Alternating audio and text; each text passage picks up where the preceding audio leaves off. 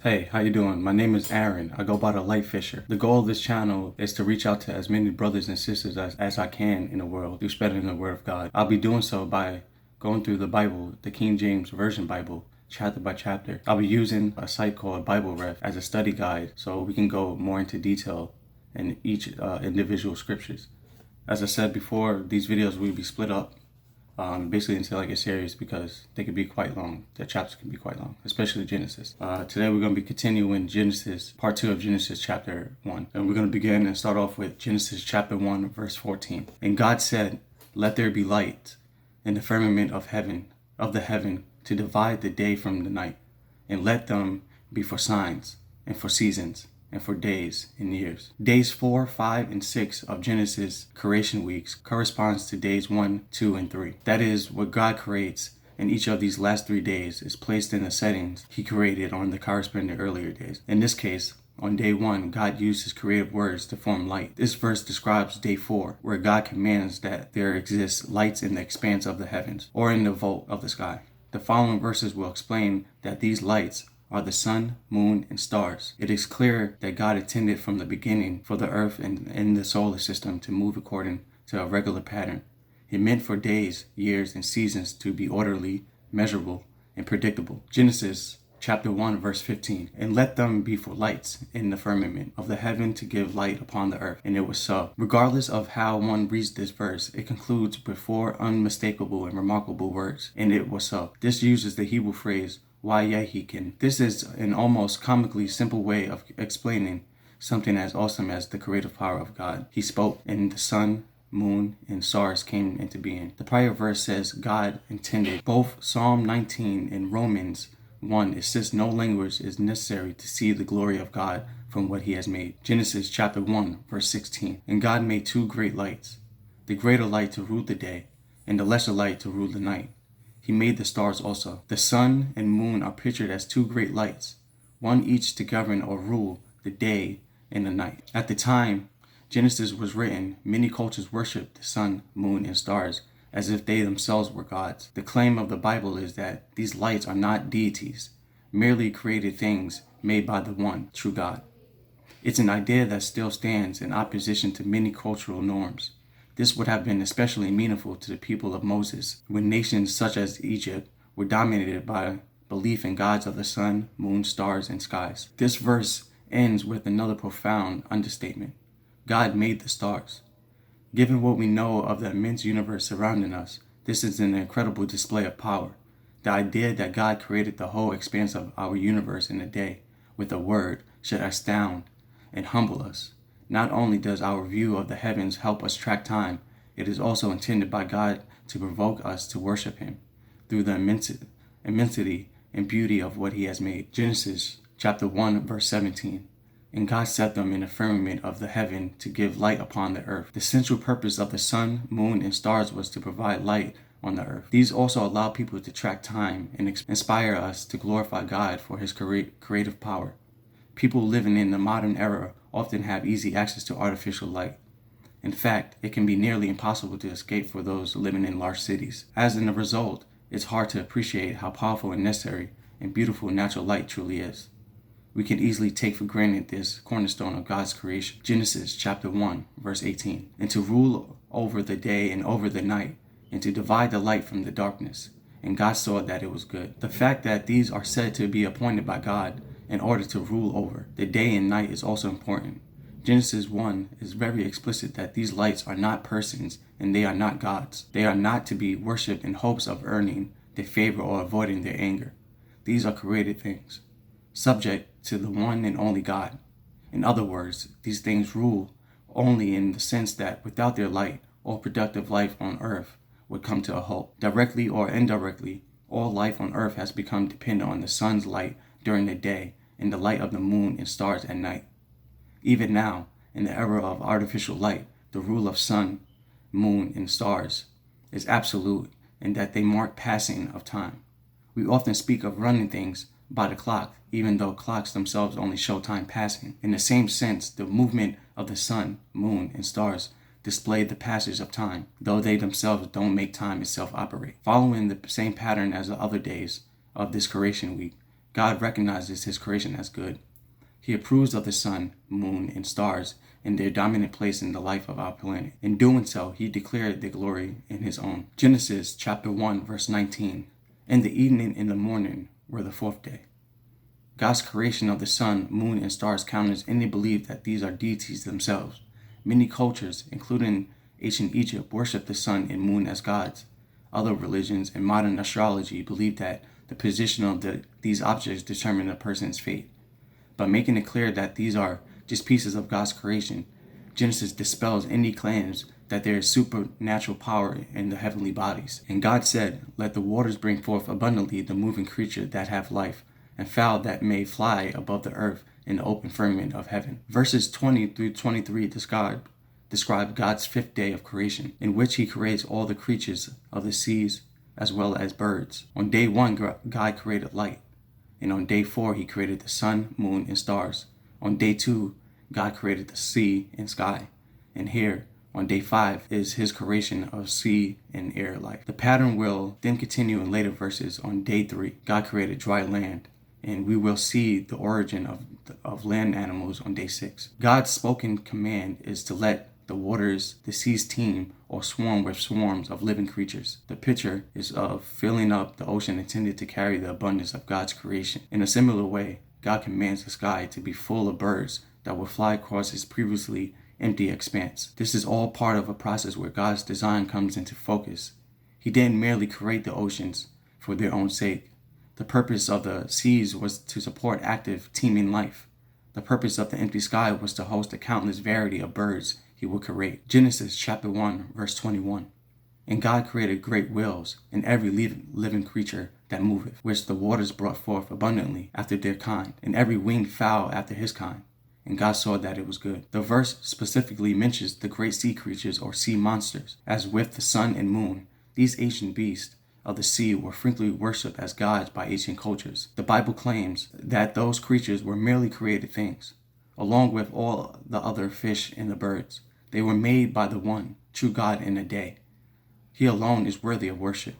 This verse also specifies that all of these brand new creatures were made according to their kind. From the very beginning, God created life into categories: kinds of plants, kinds of fish, kinds of birds. Built into each creature was the necessity to reproduce their own kind. Again, God recognizes that what he has made is good, giving his approval to the world he is building. Genesis chapter 1, verse 22.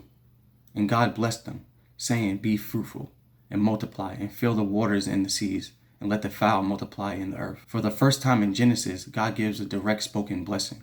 Specifically, he blesses all the creatures of the sea and the birds. His blessing is about reproduction and fertility, and comes in the form of a command to these creatures: be fruitful and multiply. In other words, God both commands the birds and fish to multiply and blesses them with the abilities to do so.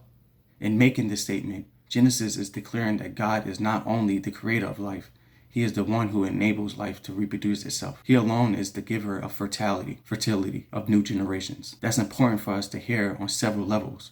First, to worship any other god in hopes of being blessed with fertile crops or herds or human families is a waste of time. Only God grants that blessing. Second, whatever our position on how and when God created, Genesis insists that he is the one who blesses all creatures with the ability to reproduce another generation of their kind. Reproduction doesn't happen without him. For all of its beauty, the creation account of Genesis provides very few actual details. What's meant to be understood, however, is profound. God and God alone is responsible for the design and existence of life. Finally, we see in this verse that reproduction is a blessing. God grants new life as a gift and to fulfill his own purposes. Genesis chapter 1, verse 23. In the evening and the morning were the fifth day. And God said, "Let the earth bring forth the living creature after his kind, cattle and creeping thing, and beasts of the earth after his kind." And it was so. Here on the sixth day of creation, God moves from the seas and the air to the land. He speaks the command for animals to come into existence. More specifically, he calls for the land to produce living creatures according to their various kinds. This is a curious reference and part of the long-running debate over what specific mechanism God might have used to create these animals, if any. Livestock would include cattle and other domesticated animals.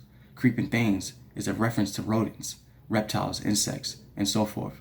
Beasts of the earth are wild animals. Once again, this conforms to the strict sequence shown in Genesis chapter 1.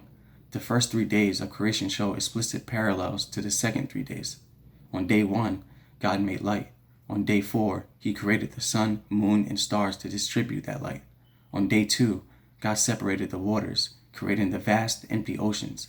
On day 5, he filled those waters with sea creatures. On day 3, God created the land and filled it with vegetation.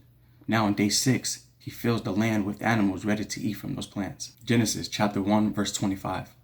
And God made the beasts of the earth after his kind, and cattle after their kind, and everything that creepeth upon the earth after his kind.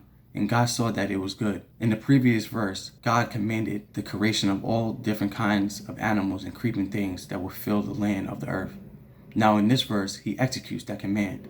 Creating what he decreed must be created. Interestingly, God phrases this command as, "Let the earth bring forth these living creatures." In literal terms, this would imply the land animals being produced by the earth itself, making this phrase part of the ancient debate over how God chose to accomplish his creation. Once again, God recognizes what he has made as good. God did not create anything that he decided was not up to his own standards. All that he made, he called good. In fact, God's original creation of the universe, before being corrupted by sin, was completely good in every way. Nothing bad or corrupt had yet entered the world. Genesis chapter 1, verse 26. And God said, "Let us make man in our image, after our likeness, and let them have dominion over the fish of the sea, and over the fowl of the air, and over the cattle, and over the earth, and over every creeping thing that creepeth upon the earth." The creation week now reaches its climax with the creation of human beings. This verse is breathtaking in its implications and puzzling in the questions it raises. God decrees, "Let us make man in our image," using the Hebrew word enu, which is unmistakably plural. Why does God speak of himself as more than one person? Scholars have offered a wide variety of ideas over the centuries. 3 explanations are offered more often than any others. First, God may be referring to himself and the angels. This seems unlikely given the rest of the scripture's depiction of angels. These beings are presented as servants and messengers, not creators or rulers. Second, this could be what scholars call a plural of self-exhortation or self-encouragement, meaning he is referring only to himself. This will also be referred to as the royal we, something we used by human kings and rulers when making proclamations or decrees. The third possibility is that God is speaking as a Trinity, a Father, Son, and a Holy Spirit. According to Scripture as a whole, the full Trinity was present at the creation. Genesis chapter 1, verse 2 describes the Spirit of God hovering over the waters. And John chapter 1, verses 1 through 3 reveals that the Word, Christ, was active in the creation of all things. Next, this verse raises the question of what it means to be made in God's image or in his likeness.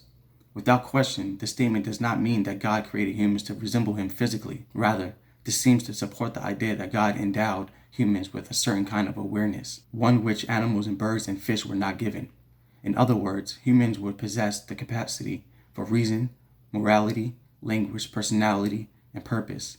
In particular, the ability to use morality and spirituality are unique to human beings among God's creations on earth. Like God, we possess the capacity to experience and understand love, truth, and beauty. Humans are made in God's image in another way. As a model or a representative, God is the maker. He is Lord over it. However, in the moment of creation, God gives mankind the responsibility to rule over all other life he has made on the earth. Humans would stand as God's image, God's representatives on earth as we rule over them and manage all the rest of his creation. Genesis chapter 1, verse 27. So God created man in his own image. In the image of God created he him. Male and female created he them. One meaning of being created in the image of God is mankind's unique capacity for moral and rational awareness. God made humans to be inherently different from animals. He built into us some of his own qualities. We share with him the experience of personality, truth, beauty, meaning, will, and reason.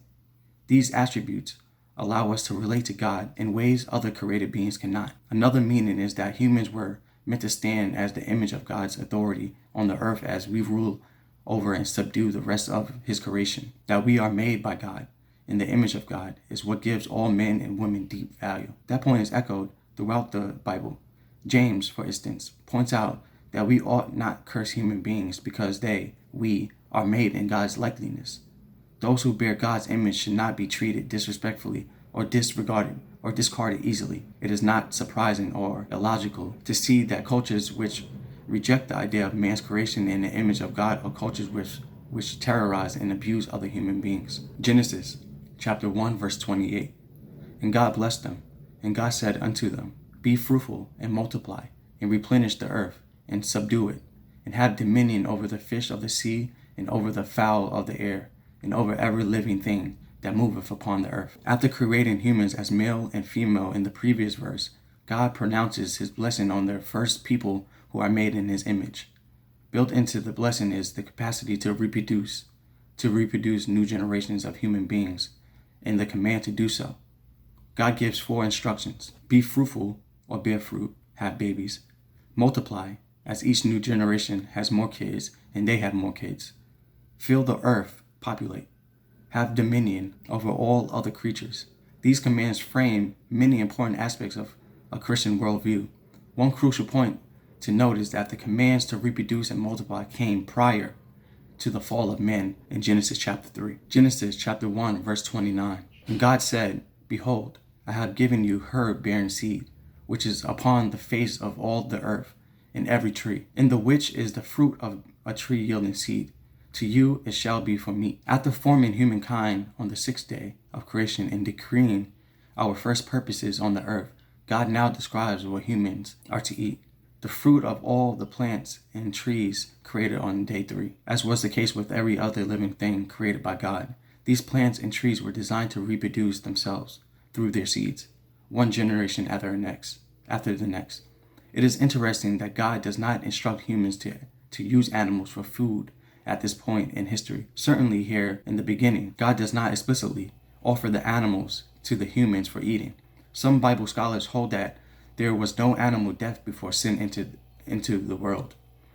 Others hold that the natural process of predator-prey did occur, but human beings were not subject to physical death until after the fall. Regardless of such debate, what is clear is that God provided for the humans made in his image and their offspring to be fed by providing plants and trees that would reproduce themselves. In addition, humans will learn to access the seeds of those fruits and vegetables to grow more and more for food themselves. Generation after generation, God has been providing for mankind from the very beginning. Genesis chapter 1 verse 30. Into every beast of the earth, into every fowl of the air, into everything that creepeth upon the earth, wherein there is life, I have given every green herb for meat. And it was so. His passage clearly defines God as the provider. That's who he has been from the very beginning. In his own way, by his own will, he provides food for man and beast. Genesis chapter 1 verse 31. And God saw everything that he made, and behold, it was very good. And the evening and the morning were the 6th day. On each day of this creation week, God recognized what he made as good.